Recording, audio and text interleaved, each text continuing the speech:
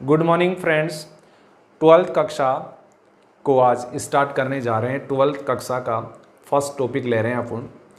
Exercise 3rd की बात कर रहे हैं और एक्सरसाइज नंबर 3 है मैट्रिक्स। एक छोटा सा टॉपिक है, छोटे से टॉपिक को फटाक से क्लियर कर लेते हैं।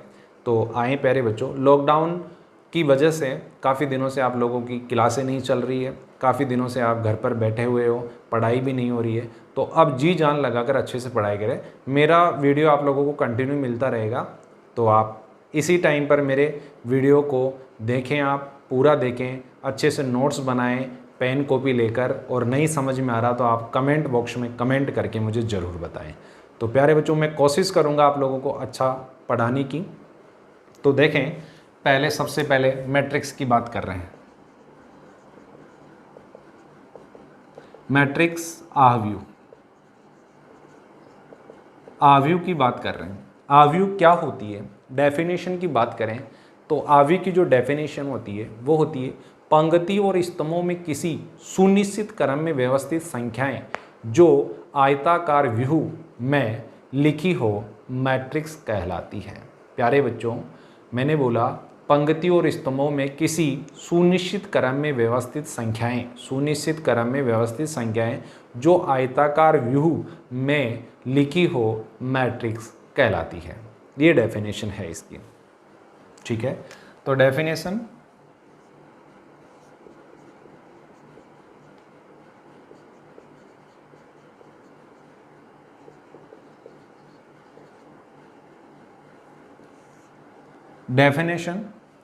की बात करें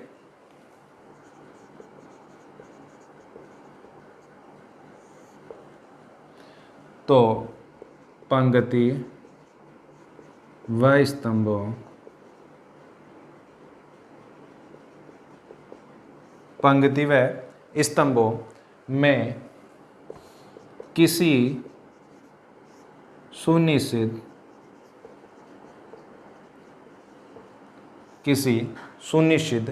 क्रम में व्यवस्थित, सुनिश्चित क्रम में व्यवस्थित संख्याएं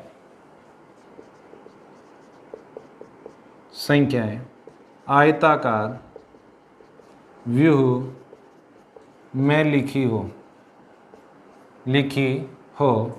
मैट्रिक्स कहलाती है।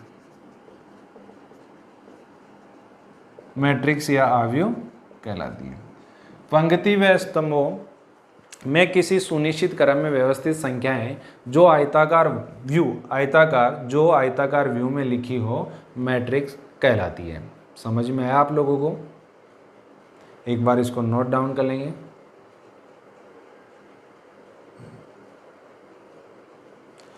आगे देखते हैं, अगला है जिसको देखो संकेत देखेंगे, इसका संकेत कैसे करेंगे। ये मैट्रिक्स इस प्रकार लिख सकते हो आप, इस प्रकार कोष्टक में लिख सकते हो, इस प्रकार आप दो खड़ी लाइनों के बीच में लिख सकते हो। यदि एक ही खड़ी लाइन लिखोगे आप तो वो आप लोगों का सारणिक बन जाएगा। तो देखो ऐसे 1 2 3 4 2 0 5 7 3 2 1 2 3 4 5 7 3 2 1। प्यारे बच्चों, ये जो है वो मैट्रिक्स है। मैट्रिक्स, इस मैट्रिक्स ये 2x2 का मैट्रिक्स है। क्यों? क्योंकि जो ये होगा वो इसकी पंक्ति होगी और ये जो होगा वो इसका स्तंभ होगा। ये पंक्ति है, पंक्ति को अंग्रेजी में रो कहते हैं, स्तंभ को अंग्रेजी में कॉलम कहते हैं।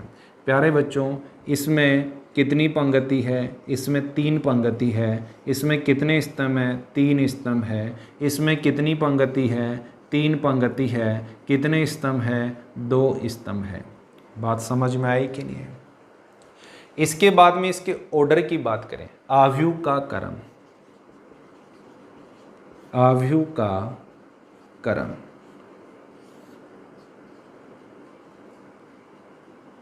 इसके ऑर्डर की बात करें, बात समझ में आए कि नहीं आई? ऑर्डर ऑफ मैट्रिक्स,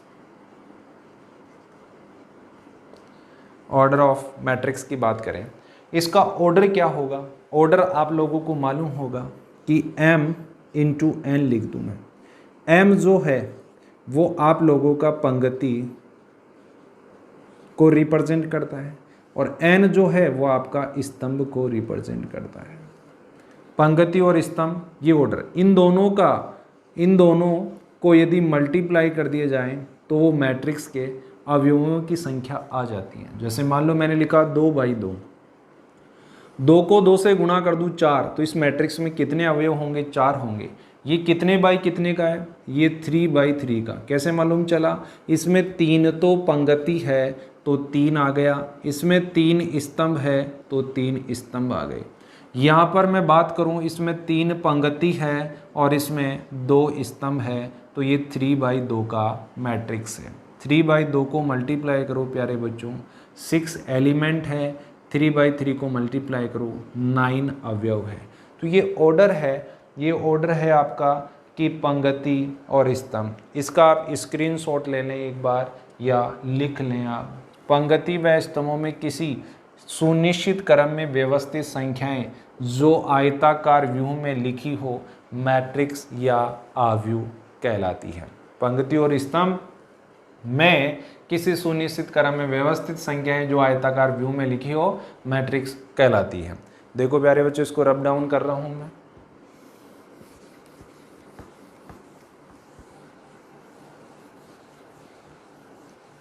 अब बात कर रहे हैं मैट्रिक्स के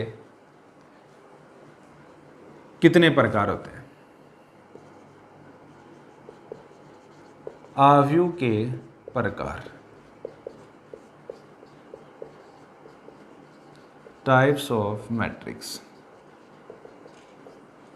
टाइप्स ऑफ मैट्रिक्स की बात करें, सबसे पहले जो आएगी वो आता है आप लोगों का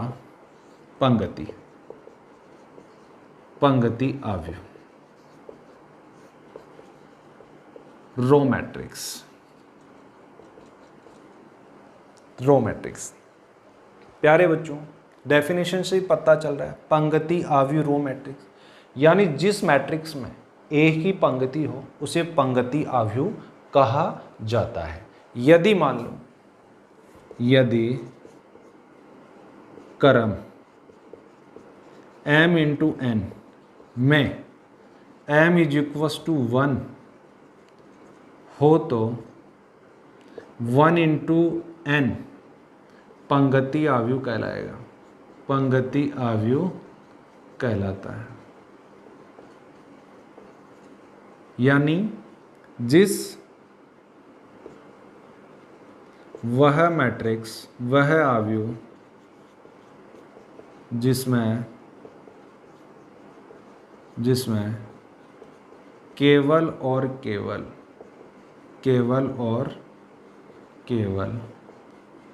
एक पंक्ति हो, पंक्ति आव्यूह कहलाती है, पंक्ति आव्यूह कहलाती है। जैसे बात करो एग्जाम्पल की, एक ही पंक्ति होनी चाहिए भैया, 1 2 3 4, 1 × कितने रो हो गए? 4। एक रो देखो, पंक्ति तो एक ही है रो, ये column C1, column C2, column C3, column C4, तो कितने कॉलम हो गए इसमें? 4 कॉलम हो गए। तो प्यारे बच्चों, इसको कहते हैं पंक्ति आव्यूह, रो मैट्रिक्स।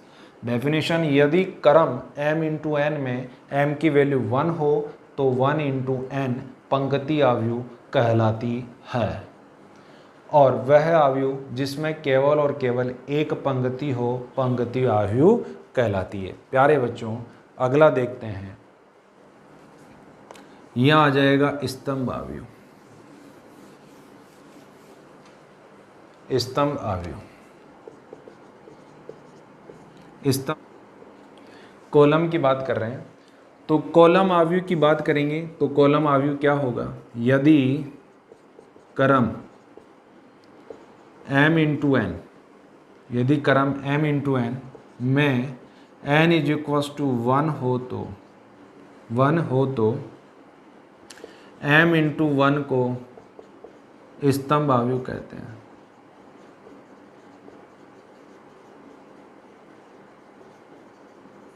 स्तंभ आव्यूह कहते हैं। वह अवयव जिसमें केवल और केवल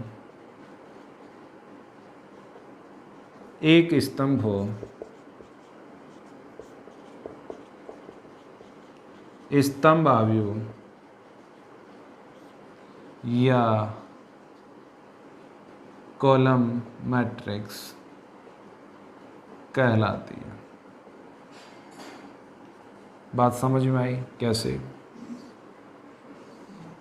यह बात करें 1 3 4 5 6, तो ये बन गया भैया मेरा क्या, इसमें एक पंक्ति बहुत सारी है, कॉलम एक होना चाहिए, तो ये बन गया मेरा 4/3 का, क्योंकि इसमें R1 R2 R3 और R4 ये 4 पंक्ति है और इसमें एक स्तंभ है, तो इस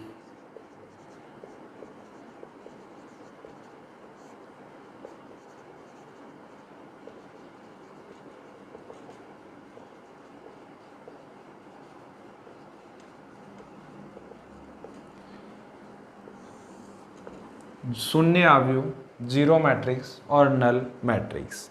तो भैया देखें, यदि m इंटू n क्रम की ऐसी अवयव जिसका प्रत्येक अवयव शून्य हो, m इंटू n क्रम की ऐसा अवयव जिसका प्रत्येक अवयव क्या हो, शून्य हो, उसे शून्य अवयव कहते हैं। m इंटू n क्रम का ऐसा अवयव जिसका प्रत्येक अवयव शून्य हो, शून्य अवयव कहलाता है।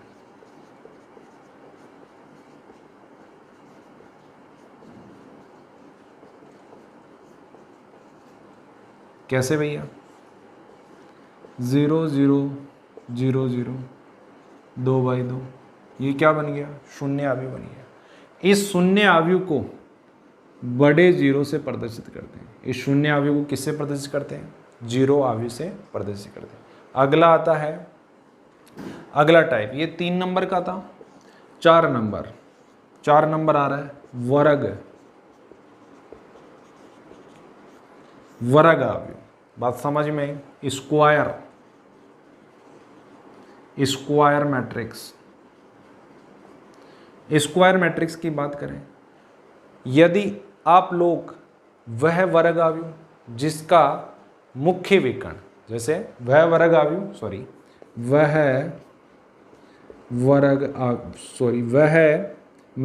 अवयव जिसमें पंक्ति व स्तंभों की संख्या बराबर हो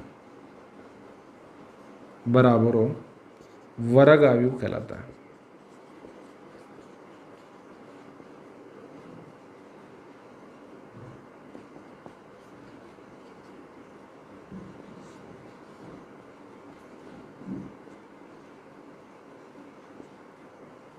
भाई देखो, वर्ग अवयव हो गया, इसे वर्ग अवयव कहते हैं।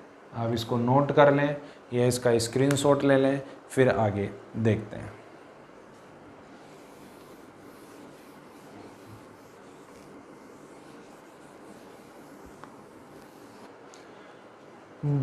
विकर्ण अवयव, डायगोनल मैट्रिक्स की बात कर रहे हैं।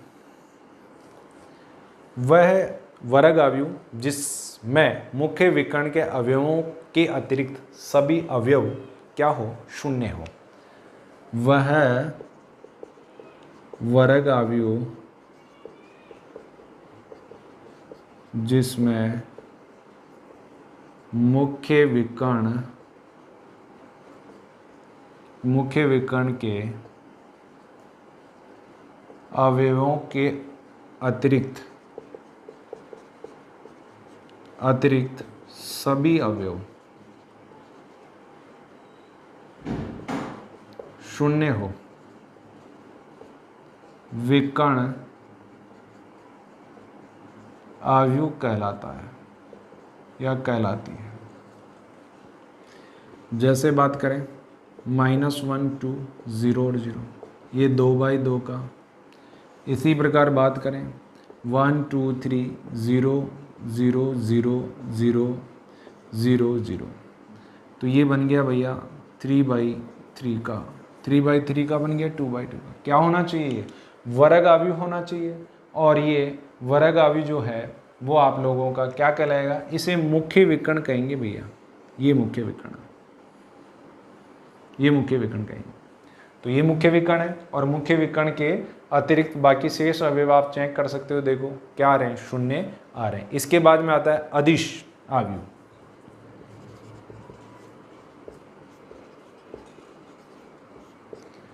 स्केलर मैट्रिक्स, अदिश आव्यूह स्केलर मैट्रिक्स। तो वह विकर्ण आव्यूह जिसके मुख्य विकर्ण के सभी अवयव क्या हो? समान हो। वह विकर्ण आव्यूह जिसके मुख्य विकर्ण के सभी अवयव समान हो। अदिश आव्यूह कहलाती है। अदिश आव्यूह कहलाती है भैया। ऐसे जैसे 2 है तो 2 ही होना चाहिए। इधर आ रहा है 2, इधर आ रहा है 3 3 3 0 0 0 0 0 0, तो ये आपका 3/3 का। देखो मुख्य विकर्ण के जो अवयव है और यहाँ पर भी मुख्य विकर्ण के जो अवयव है वो क्या हो रहे हैं? समान हो रहे हैं। एक बार इसका आप स्क्रीनशॉट ले लें या नोट कर लें अपनी कॉपी में। स्क्रीनशॉट हो गया होगा आपका। आगे चलते हैं। इकाई,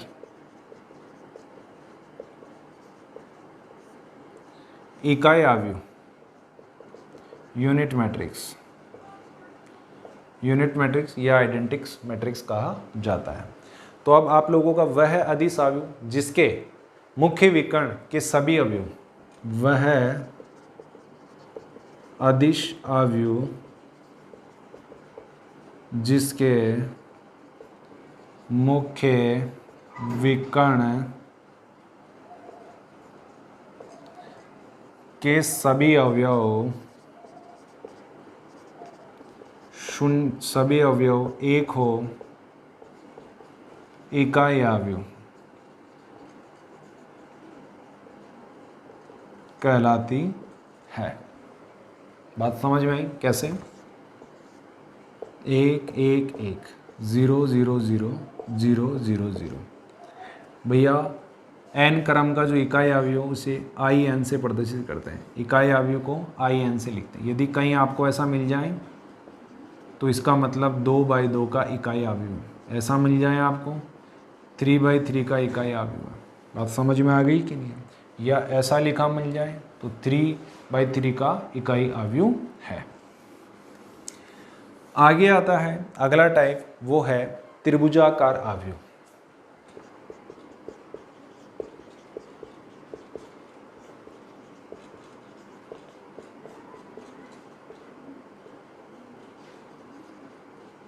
ट्राइएंगुलर मैट्रिक्स।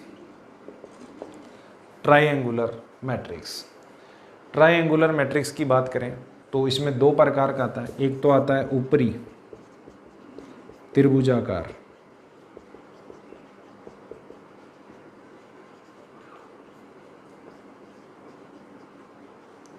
अपर ट्राइएंगुलर,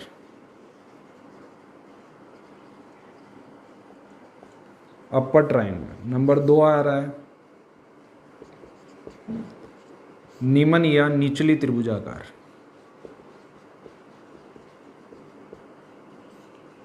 आव्यूह। Lower triangular matrix, lower triangular matrix. ऊपरी त्रिभुजाकार मैट्रिक्स क्या है वो सुने, और निचली त्रिभुजाकार क्या है वो सुने। ऊपरी त्रिभुजाकार तो होती है कि वह विकर्ण मतलब मुख्य विकर्ण। मुख्य विकर्ण के नीचे के सभी अवयव शून्य हो, मुख्य विकर्ण के नीचे के सभी अवयव शून्य हो। कैसे? मुख्य विकर्ण के नीचे के सभी अवयव जैसे 1 और 2।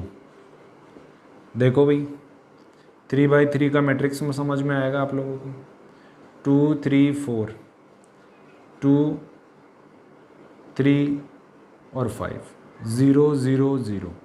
देखो भाई ये मुख्य विकर्ण तो ये बन गया आप लोगों का, और इसका नीचे देखो ये त्रिभुज बन रहा है ना, इसलिए इसको कहते हैं ऊपरी त्रिभुजाकार है परंतु नीचे त्रिभुज बनता है। निचली त्रिभुजाकार है, निचली त्रिभुजाकार में ऊपर त्रिभुज बनेगा, यानी मुख्य विकर्ण को छोड़कर ऊपर के अवयव शून्य हो। जैसे मान लो 3 4 5 तो 0 0 0 और 6 7 8, तो ये आप लोगों का देखो ऐसे बन गया। तो ये ऊपरी त्रिभुजाकार और निचली त्रिभुजाकार आपने देखा। इसी प्रकार एक और आता है, वो है आप लोगों का इक्वल मैट्रिक्स, यानी समान मैट्रिक्स।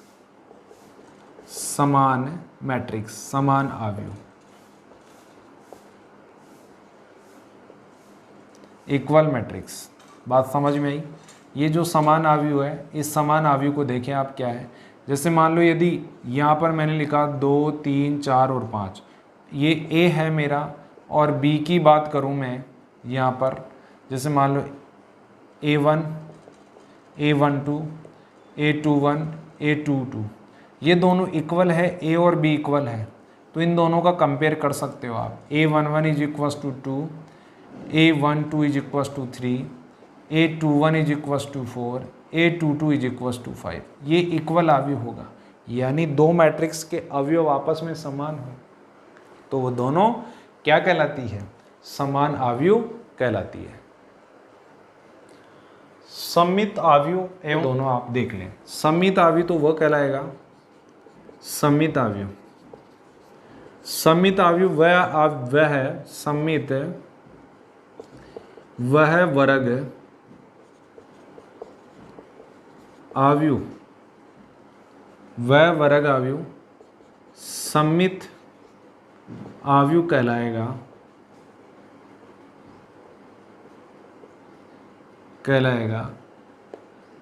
कि यदि और केवल यदि A का ट्रांसपोज A बन जाए। ये ट्रांसएम्पल इसका था, देखो 3 6 -4 और -4, ये है मेरा A। इसका ट्रांसपोज करूँ मैं, A का ट्रांसपोज। A का ट्रांसपोज कैसे करते हैं कि पंक्ति को तो स्तंभ में रख दो, ये A है, ये पंक्ति है इसकी, ये भी पंक्ति है, इस पंक्ति को स्तंभ में रखो और इधर रख दो, यानी पंक्ति को स्तंभ में, स्तंभ को पंक्ति में कन्वर्ट कर दें तो A का ट्रांसपोज हो जाता है। तो देखो A का ट्रांसपोज हो गया, तो ये आपका क्या बन गया? आपका सममित आव्यूह हो गया। ठीक है, इसी प्रकार बात की जाए, देखो 3/3 का, इसको नोट कर लें एक बार, और 3/3 का देखो 0 H और G, H B F F Z, और यहाँ पर कुछ भी ले लें, A ले लें या 0 ले लें, 0 लेंगे तभी होगा। देखो A बन गया। अब A का ट्रांसपोज निकालेंगे तो क्या बनेगा? ये है तो 0 H G, ये फर्स्ट पंक्ति को स्तंभ में बदल दिया, सेकंड को H B F इसमें बदल दिया, थर्ड को F G F और 0, देखो वापस वो का वही हो गया। तो A का ट्रांसपोज बन जाए तो वो आपका कहलाता है सममित आव्यूह कहलाता है। इसको नोट डाउन करें और विषम सममित आव्यूह के बारे में देखते हैं। विषम सममित आव्यूह क्या कहलाता है? विषम में बस इतना सा फर्क है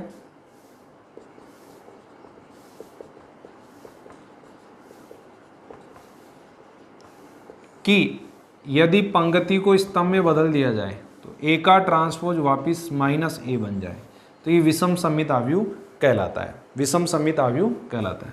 जैसे 0 0 -A और A, तो देखो भैया A है, A का ट्रांसपोज निकालेंगे तो क्या बनेगा?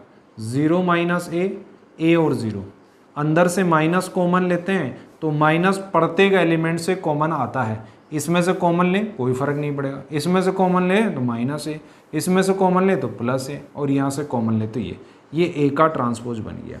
तो ए का ट्रांसपोज क्या बना, ए का ट्रांसपोज बना माइनस का ए बना, माइनस का ए बना। ये विषम सममित आव्यूह कहलाएगा। प्यारे बच्चों, आप लोगों की सारी डेफिनेशन फिनिश हो चुकी है। एक्सरसाइज की कुछ क्वेश्चंस मैं दिखा रहा हूँ आप लोगों को, फिर आप लोग उनको बनाने की कोशिश करना। तो मेरा देखो प्यारे बच्चों, 3.1 के कुछ क्वेश्चंस है वो दिखा देता हूँ। पहला क्वेश्चन, दूसरा, तीसरा और चौथा, ये 4 क्वेश्चन है। चारों क्वेश्चनों में देखो क्या कह रहा है। पहला क्वेश्चन क्या कह रहा है, यदि आव्यूह ए इज इक्वल्स टू ए आई जे 2/2 2 गुणा 4 हो तो ए में अवयवों की संख्या है। प्यारे बच्चों, मैंने अभी बताया था कि जो क्रम हो उस क्रम को मल्टीप्लाई कर दो आप। तो 2 × 4 इज इक्वल्स टू 8। अवयवों की संख्या कितनी आ गई, 8। ए में अवयवों की संख्या कितनी आ गई, 8। अवयवों की संख्या 8 होगी। अवयवों की संख्या कितनी होगी, 8। 4/4 का इकाई अवयव लिखें भाई, 4/4 का इकाई अवयव देख लें। इकाई अवयव पढ़ा था डेफिनेशन में कि मुख्य विकर्ण के अवयव में 1 1 होगा। तो 0 0 0 0 1 0 0 0 0 1 0 0 0 0 1।